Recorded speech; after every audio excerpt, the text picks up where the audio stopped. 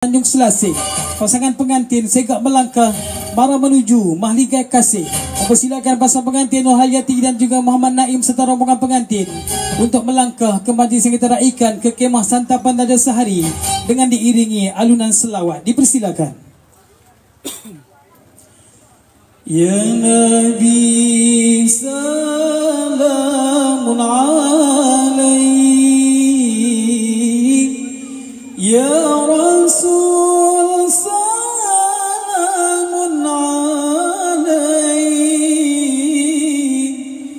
Ya Habib salamun alaik, salawatullahi alaik. Asyraqal badru alaina fakhtafat minhul budur misla husnika ma ra'ayna qatu ya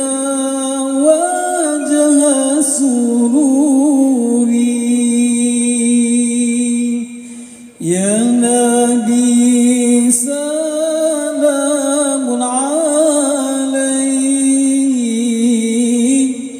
Ya Rasul salamun alaik,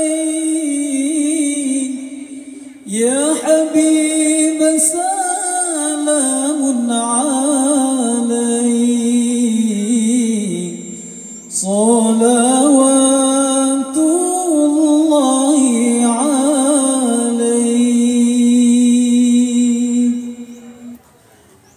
Orang kalau menjala udang petang hari pasang pelita, yang ditunggu-tunggu sudah pun datang, yang dinanti-nanti telah pun tiba.